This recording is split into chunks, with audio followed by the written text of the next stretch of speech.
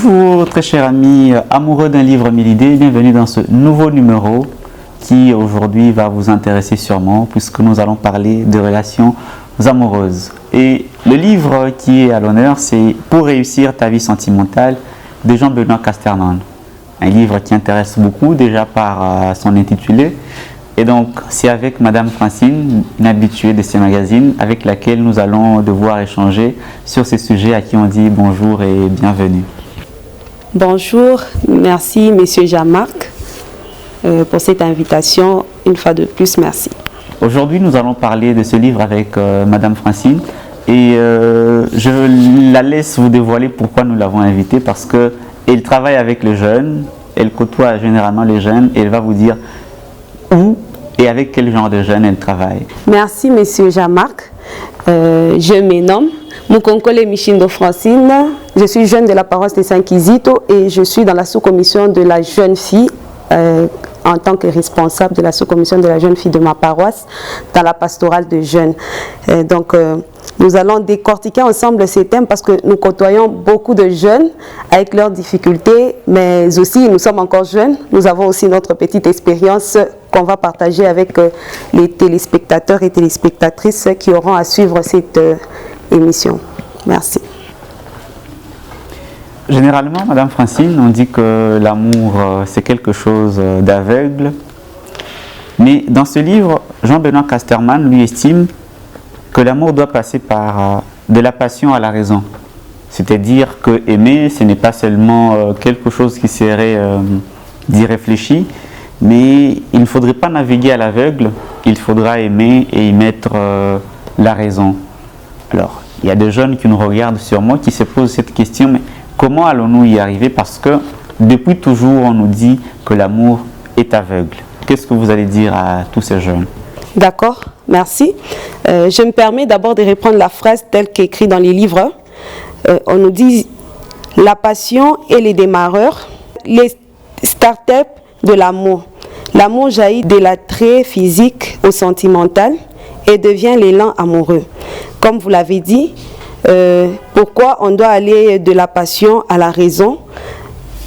Parce que trop souvent nous entendons les jeunes dire l'amour est aveugle, et ici on nous fait voir que nous ne devons pas naviguer dans cet élan-là, dire que l'amour est aveugle. On doit nous mettre, on va dire que on va faire en sorte que de ne pas rester seulement dans ce qui est aveugle.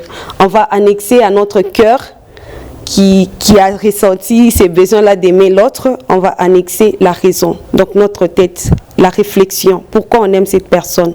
Donc on va essayer de répondre à cette question-là du pourquoi avec réflexion, pas rester dans ce qui est l'amour est aveugle, non, non. On va essayer avec réflexion, on va réfléchir, qu'on soit capable de répondre à la question du pourquoi j'aime cette personne. Oui, c'est vrai que je l'aime, oui, je ressens des choses pour lui, oui, mais pourquoi? Donc c'est ça la raison. On va mettre un trait, on souligne un peu raison là, pour tous les jeunes qui puissent être capables de répondre à la question pourquoi j'aime telle personne. Alors, Madame Francine, vous nous avez demandé de nous poser des questions, de savoir pourquoi on devrait s'engager avec cette personne. Et aujourd'hui, il y a comme de l'acharnement, bien sûr, à se faire des amis qui peuvent être de même sexe ou de sexe opposé, puisque notre société est en plein essor et il y a surtout le concept être en couple avec. Et du coup, étant jeune, beaucoup de ceux qui nous regardent, de ceux qui nous écoutent, se poseraient la question de savoir comment faire pour se faire des amis qui seraient peut-être surtout des sexes opposés. On se pose cette question, il y a l'influence de jeunes. Non, si tu n'as pas un petit ami, si tu n'as pas une petite amie, ça poserait problème. Qu'est-ce que vous direz à ces jeunes qui nous écoutent, qui nous regardent, qui se posent eux aussi ce genre de questions? Comment devrais-je me faire des amis? Merci beaucoup, Monsieur Jean-Marc. Ça, c'est vraiment une belle question parce que tous on s'est posé vraiment cette question à un certain moment de notre vie. Parce que Je me rappelle qu'il y a des amis, je ne sais même pas comment on est devenus amis, on s'est dit on est amis et aujourd'hui on se supporte et on est vraiment des amis, sans savoir vraiment des vraies raisons, hein. On n'a pas vraiment des vraies raisons, mais on a quand même des intérêts communs qu'on partage et qui fait que qu'on a tissé cette relation-là amicale. Donc pour répondre à cette question et aider nos jeunes qui vont nous suivre dans cette émission, nous allons aller à la page 8 du livre qui nous dit qu'on doit être d'abord nous-mêmes. Ça veut dire tu dois d'abord te connaître toi-même, connaître tes talents, connaître ce que tu connais mieux faire, cultiver un peu ta personne, les développements personnels, donc dans tous les domaines de la vie, on va dire, de la personne.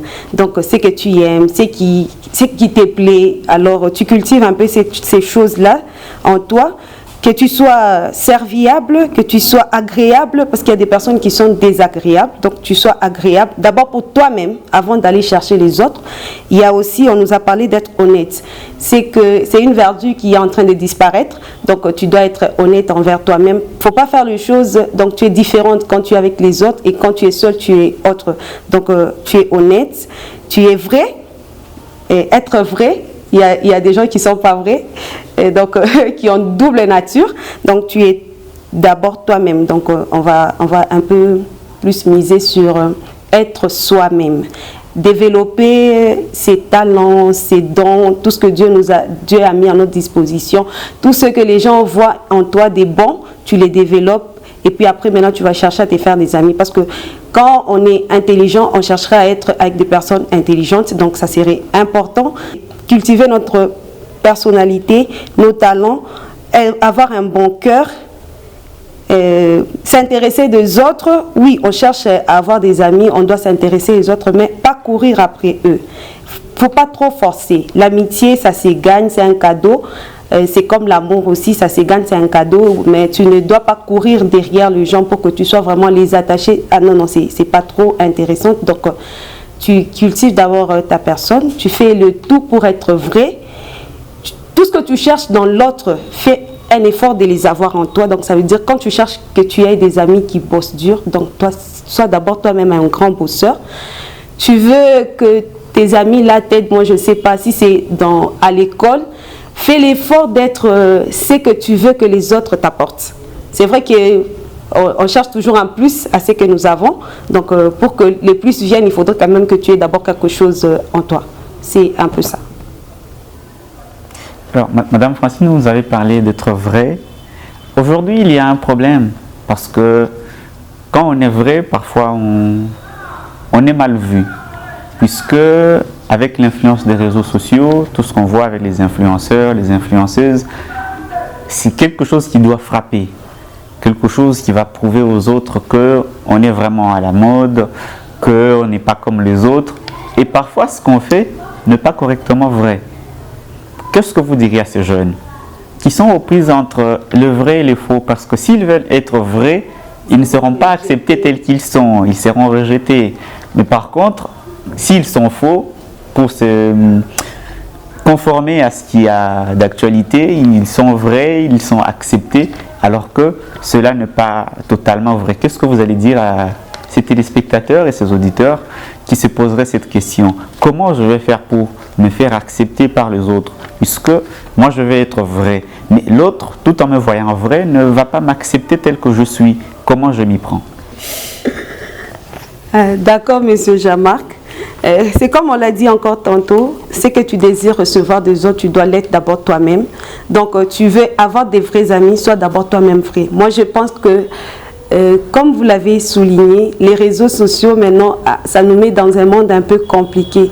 Parce que vous voyez, il y a même quand vous voyez les photos de profil, par moment, la photo de profil ne correspond pas trop souvent à la personne quand vous la voyez. Donc, vous êtes un peu étonné, tu te demandes, c'est la même personne? Bon, avec le maquillage, avec tout ce que nous avons et puis avec la technologie qui a évolué, on peut changer des figures. Moi, je ne sais pas, tu deviens vraiment autre. Mais moi, je pense que pour ce qui est du vrai de la personne, moi, je pense que quand tu désires vraiment être avec quelqu'un pour n'importe quelle relation, on doit être vrai. On doit être vrai d'abord pour soi-même. parce qu'on a dit cultive ta personnalité. D'abord, c'est toi. Parce que tu dois d'abord toi-même t'accepter. Quand tu t'acceptes, c'est facile que tu t'offres aux autres. Je ne sais pas, c'est comme on dit quand tu es en train de chercher un emploi, tu vas devant l'employé, tu dois te vendre. Tu vends tes capacités à cet employé. C'est la même chose aussi, moi, je pense, dans l'amitié. Donc, la personne doit voir en toi ce que tu es réellement. Pas des histoires qui n'existent pas les histoires de Snapchat, moi, je ne sais pas, où tu vas faire des vidéos et puis après, derrière, c'est autre chose.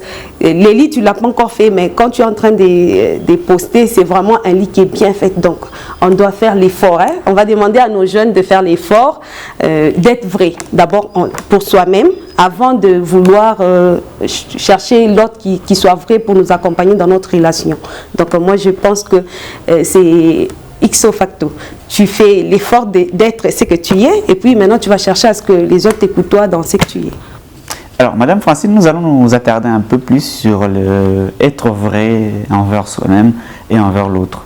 Puisque, généralement, comme vous l'avez évoqué, par l'exemple de photos de profil, avec tout ce qu'il y a pour s'embellir, il y a notamment des applications qui peuvent permettre aux gens d'être plus clairs qu'avant, d'être plus jeunes qu'avant, alors qu'en réalité, ce n'est forcément pas le cas. Il y a d'ailleurs une émission que l'on suit parfois sur YouTube qui parle de fausses identités.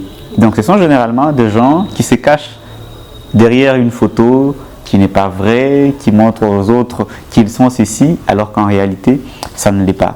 Qu'est-ce que vous allez dire à ce jeune? Puisqu'aujourd'hui, l'amour se cherche partout. Et avec les jeunes, ce n'est plus comme avant. Il y a, comme qui dirait, de la chasse à l'amour sur les réseaux sociaux. Comment reconnaître le vrai ou le faux dans cet amour-là qu'on est en train de rechercher? Il y a des jeunes, parmi ceux qui nous regardent, qui se posent cette question. Je suis jeune, j'ai besoin d'avoir une relation avec un jeune autant que moi. Mais comment vais-je découvrir que c'est une vraie ou c'est une fausse relation que j'aurai avec cette personne-là? D'accord. Comme on entame un peu l'étape de l'amour, on va prendre d'abord le premier épître aux Corinthiens, chapitre 12, les versets 4 à 8. L'amour prend patience, l'amour rend service, il ne jalouse pas, il ne plastronne pas, il ne s'enfle pas d'orgueil, il ne fait rien de laid, il ne cherche pas son intérêt, il ne s'irrite pas, il n'entretient pas des rancunes, il ne se réjouit pas de l'injustice, mais il trouve sa joie dans la vérité. Il excuse tout, il croit tout, il espère tout, il endure tout. L'amour ne disparaîtra jamais. Parole du Seigneur. Donc, j'ai choisi ces passages pour aider nos jeunes parce que c'est vraiment, comme on a dit, on les cherche partout, mais la Bible est vraiment claire. Il nous donne vraiment, comme on dit là, les choses qui sont... À nous humains, c'est vraiment compliqué de vivre toutes ces choses qu'on est en train d'énumérer ici sur l'amour. Rendre service, c'est comme on l'a dit encore plus tôt, ce que tu aimerais que l'on fasse pour toi, tu les fais d'abord pour les autres. Donc tu rends service, tu es patient, tu n'es pas jaloux, oui, même si nos jeunes vont dire que quand tu aimes quelqu'un, tu dois être jaloux de cette personne-là. Oui, mais cette jalousie-là, elle ne doit pas être nocive. Elle ne doit pas nuire à cette personne que tu dis aimer. Donc, moi, je pense que l'amour, si on peut le trouver partout, même sur les réseaux sociaux, parce qu'il y a aussi des gens qui peuvent témoigner aujourd'hui qui se sont mariés et qui vivent aisément leur vie, mais qui se sont rencontrés sur les réseaux sociaux. Et si on prend maintenant les jeunes, les tout jeunes qui rencontrent encore l'amour, il y a ceux qui ont été déçus parce qu'ils ont croisé des gens sur les réseaux sociaux, tout comme même pas seulement sur les réseaux sociaux, des gens qui fréquentaient mais qui les ont montré un peu, qui ont vécu un amour qui, moi je ne sais pas comment l'expliquer, et qui sont vraiment déçus, découragés. Comme l'a dit l'auteur, ces livres nous aident tous, ceux qui sont déchirés et ceux qui ont vécu vraiment pleinement cet amour-là, de faire en sorte que tous ensemble, qu'on se mette ensemble pour aider les jeunes qui vont suivre cette émission, savoir que l'amour, c'est moi je dis toujours, c'est le plus beau des sentiments. C'est très bien d'aimer, mais il est très important de croiser la bonne personne. Je vois, on peut même dire comment savoir que c'est ça la bonne personne. Vraiment, moi je ne pourrais pas vous dire, ce ne sont pas les critères de choix pour dire que non, moi j'aimerais, parce qu'il est élancé, c'est ça la bonne personne, parce qu'il est court, c'est ça la bonne personne. Non, on les définit par rapport à tout ça. Tu rencontres peut-être quelqu'un qui ne répond pas à tout ce qu'on a écrit ici, qu'on a énuméré, mais qui a au moins certains des éléments qui sont énumérés et tu te dis que cette personne, pour moi, est bien, je me sens mieux avec lui.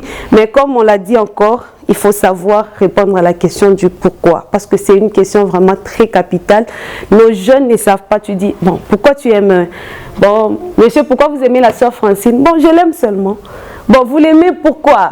Qui est quand même une raison pourquoi vous l'aimez, que vous puissiez un peu nous dire, bon, pas parce qu'elle marche bien, parce que bon, à un certain moment, si elle fait l'accident, elle ne sait plus marcher, donc vous n'allez plus l'aimer parce qu'elle n'a plus ses jambes, elle ne peut plus utiliser ses jambes.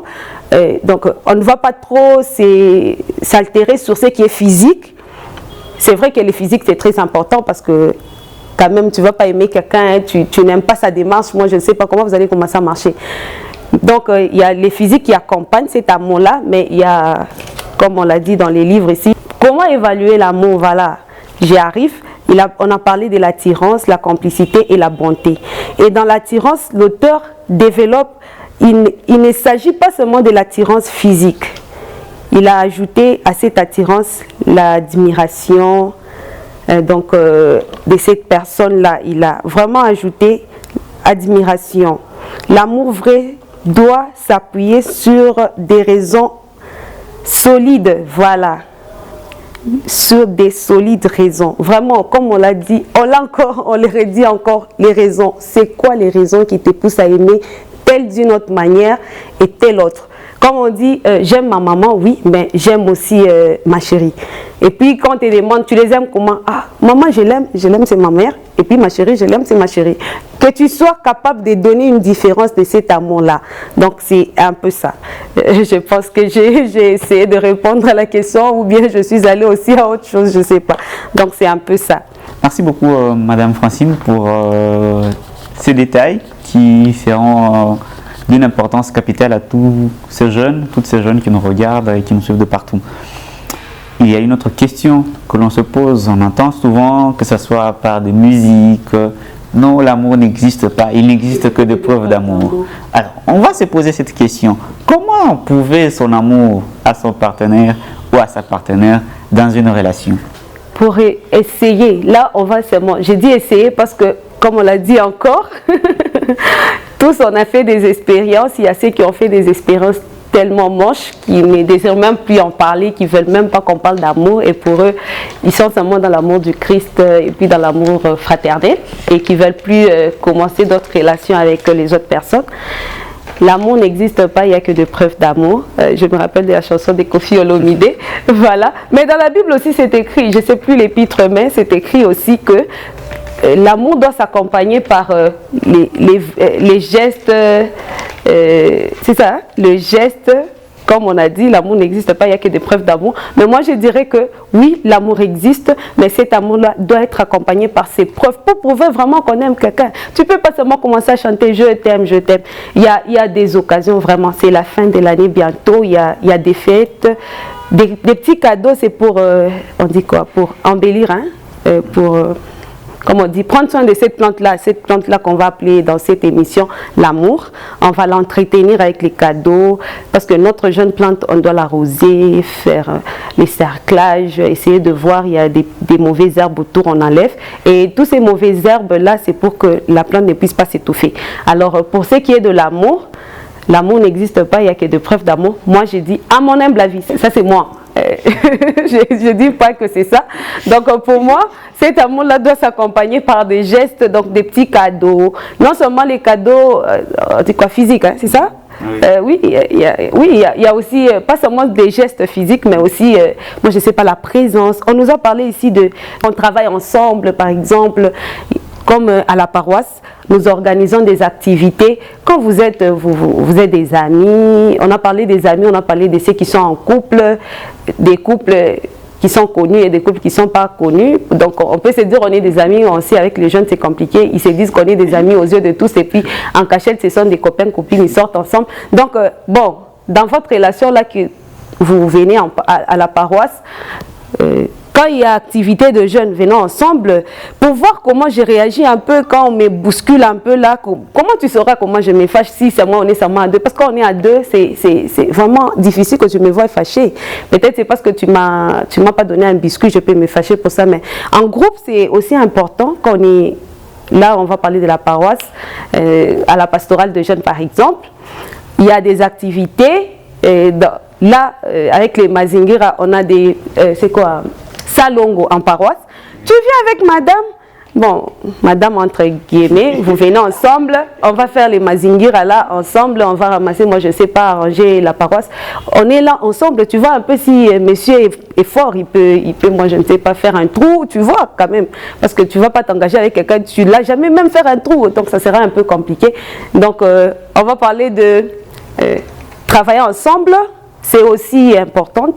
Faire des sorties, aller au cinéma, maintenant ça a disparu, c'est à peine qu'il y a des salles de cinéma à Lubumbashi. Moi je ne sais pas, lire, il y a des gens qui lisent plus, ils vont dire non je lis sur internet, mais il est seulement sur TikTok, c'est là qu'il passe tout son temps, donc lire ensemble, partager des livres. Moi je me rappelle quand j'étais à l'université, on était dans un groupe où on partageait des livres, donc quelqu'un trouve un livre, par exemple celui-ci, je l'ai lu, je trouve qu'il est intéressant, je donne à quelqu'un d'autre, et puis ensuite un week-end comme ça, on est autour de nos biscuits, moi je sais pas, les yes, on partage. C'est important aussi, pourquoi? Parce que ça nous aide aussi de nous cultiver. Parce que quand on sera dans notre foyer là-bas, on saura ce que madame aimait le plus, on va encore, moi je sais pas, faire en sorte qu'elle aime encore. Donc toutes ces petites choses-là, ensemble, c'est très beau. Alors, Madame Francine, il y a un point que vous avez évoqué dans votre réponse que nous allons renchérir, c'est la religion, la foi chrétienne. Est-ce que c'est l'une des caractéristiques de sélection d'un ou d'une partenaire? Il faudrait, pour s'aimer, être que d'une profession religieuse commune, ou quand on est de professions religieuses différentes, ça pose de problèmes dans une relation? Merci beaucoup, Monsieur Jean-Marc. Ça, c'est vraiment une belle question. Personnellement, moi, je trouve que la religion est vraiment importante dans une relation, surtout quand vous êtes en train d'envisager d'aller plus loin avec votre relation, voir le mariage, rester ensemble pour la vie. Je pense que c'est très important de savoir la personne que je suis en train de prendre est de ma foi ou pas. On peut retenir que la religion, elle est très importante pour une relation, surtout on souligne si notre relation, on est en train de la voir à long terme. À moins que ça soit un jeu et puis on se dit on va se séparer, on va faire autre chose. Mais si on la voit à long terme, il est très important de savoir avec qui je chemine parce que la foi, elle est très importante. Elle va nous accompagner dans tout ce que nous allons faire. Le processus, il est long. Quand on est de même foi, quand on aura des problèmes, on va aller voir les prêtres, les religieux. Moi, je ne sais pas, un membre de la CV pour nous accompagner et autres. Donc, la foi, elle est très importante. Même si c'est l'église de réveil, eux aussi, ils peuvent seulement, entre eux, dans l'église, ils se cherchent parce qu'ils ont la même foi, même conviction. Nous cheminons petit à petit vers la fin de ce magazine. Très chers amis téléspectateurs, amis auditeurs, vous l'aurez compris, c'est des questions assez intéressantes sur les relations amoureuses. Et une autre question que certains de jeunes se posent, peut-on partir d'une relation amicale qui va aboutir jusqu'au mariage? Parce que souvent dans la cité, lorsque il y a des personnes qui ont été déçues et que si ces personnes-là nous prodiguaient des conseils, généralement ce sont des conseils basés sur l'expérience et quelquefois ça pose de problèmes parce qu'on ne sait pas trop comment se positionner. On se dit, l'amour, quand vous commencez ceci, ça peut poser tel problème. Qu'est-ce que vous direz à ces jeunes qui nous écoutent et qui nous regardent? Est-ce qu'ils peuvent partir d'une relation amicale qui va aboutir jusqu'au mariage? Ah, d'accord. Oui, on l'a même dit avant. On a dit que si vous comptez, quand on a parlé de la religion, si la relation doit aller plus loin, il y a des choses, il y a des bases qui doivent être bien mises. Donc, si on doit revenir dessus, oui, la relation peut partir de l'amitié vers le mariage, vers, moi je ne sais pas, un grand amour. Et puis moi je pense que c'est même plus mieux parce que dans l'amitié, il n'y a pas trop d'hypocrisie. Les gens sont vraiment trop clair. Qui est quand directement tu t'es dit, moi je vais vers cette fille pour lui déclarer que je l'aime. Bon, pour ne pas dire la fille va vers l'homme, parce que bon. Alors, quand c'est déjà défini bien avant, on est des amis, et puis après, tu vois, bon, même dans la vie courante autour de nous, nous voyons les gens qui ont été amis et qui deviennent en plus époux, leur relation est mieux. Pourquoi? Parce que moi je pense que dans l'amitié il y a plus de sincérité, d'honnêteté que dans une relation qui a commencé directement par l'amour. Je ne dis pas que ceux qui se déclarent directement l'amour ne vivent pas vraiment leur amour. Non, je ne dis pas ça, je m'abstiens à dire cela, mais je suis sûre et certaine que ceux qui commencent par l'amitié vivent mieux l'amour. Pourquoi? Parce que dans l'amitié, comme je l'ai dit encore, il y a plus d'honnêteté. La relation, elle est, on va dire quoi, elle est limpide. Oui, par rapport... Comme on l'a déjà dit ici, dans l'amitié, on a la facilité de dire, et puis ses défauts, bon, c'est mon ami, bon, il supporte et autres, mais dans l'amour, on a tendance à se cacher, on a tendance à ne pas nous montrer vraiment tel qu'on est, on n'est pas trop vrai comme on l'a dit au début, mais dans l'amitié, on est plus vrai, et cette amitié, quand elle se transforme en amour, moi je trouve que c'est très agréable. Alors, nous cheminons, comme je l'ai dit précédemment, petit à petit vers la fin de ce magazine. Aujourd'hui, il y a une thématique qui bouscule le jeune, c'est la sexualité. L'influence notamment par les réseaux sociaux, par tout ce qu'on regarde dans des films, ce qui fait que chaque fois qu'on regarde un film de jeunes, ce sont des jeunes qui s'aiment 2-3 jours après, ils ont des relations sexuelles. D'un autre côté, c'est la religion qui interdit aux jeunes, pas qu'aux jeunes, même à ceux qui veulent se marier, d'éviter d'avoir des relations en dehors du mariage. Pour tous ces jeunes qui nous regardent, qui nous écoutent, quel est le conseil que vous allez leur faire parvenir? Doivent-ils se laisser emporter par l'amour et franchir la limite, ou ils doivent se retenir et attendre le bon moment, le mariage? D'accord, merci beaucoup. On va dire que, bon, la télé ne nous aide plus, hein. Elle ne nous aide plus. Pourquoi? Parce qu'il y a, moi je parle de l'autodestruction. Même quand tu vas interdire, tu vois, quand les parents sont en train de regarder un film avec les enfants, à un certain moment, pour certaines séquences, ils enlèvent. Moi je me dis c'est une peine perdue.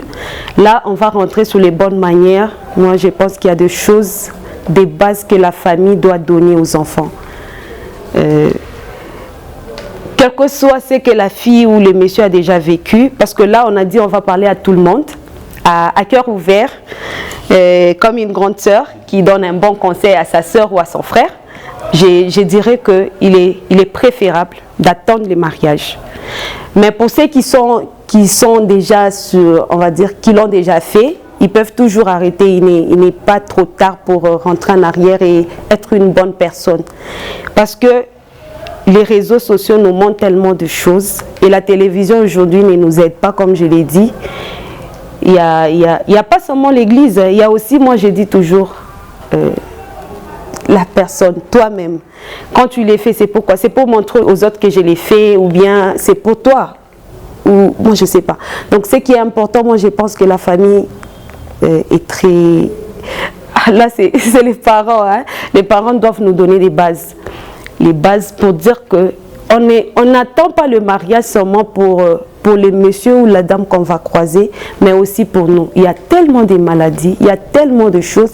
Il y a beaucoup de jeunes maintenant qui ont dans des mystiques et autres. Quelqu'un peut les faire juste parce qu'il a besoin de quelque chose qu'il va prendre chez toi. Mais toi, peut-être, tu t'es donné vraiment par amour. On a dit, il y a des personnes qui sont déçues, qui ne veulent plus parler de l'amour. Pourquoi? Parce qu'ils ont croisé peut-être quelqu'un de très méchant. En ce sens-là, il y a aussi d'autres personnes, oui, qui ont commencé, moi je ne sais pas par ça, et puis leur relation a abouti au mariage.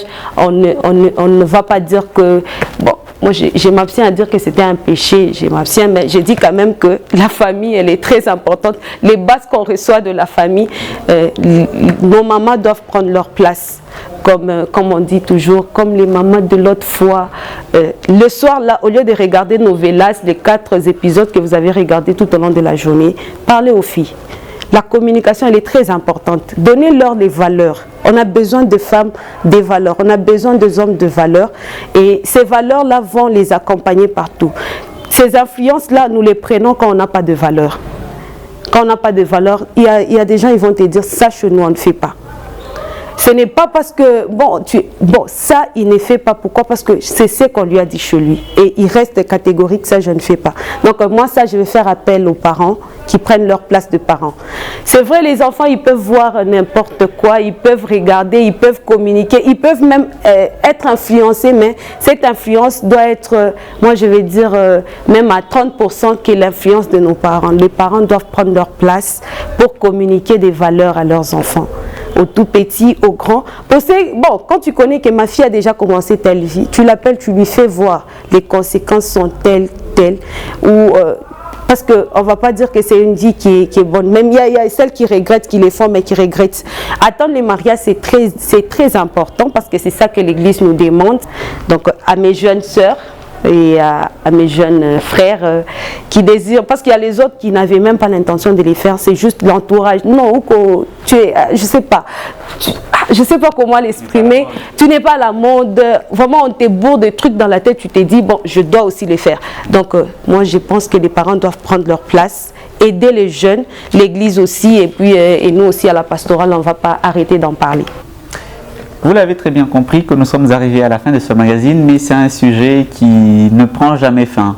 Un sujet que je veux vous demander à vous, très chers amis téléspectateurs, amis auditeurs, de pouvoir continuer à échanger dans vos familles, dans vos groupes de carrefour de jeunes, dans vos groupes de prière à l'école ou à la faculté. Essayez d'en parler pour sauver les maximums de jeunes possibles. Parce qu'aujourd'hui, avec l'influence qu'il y a, certaines valeurs se voient foulées aux pieds parce qu'on est jeune, du coup on voudrait céder à toutes les tentations qui viennent et il est bon par moment de pouvoir résister, de se faire des principes.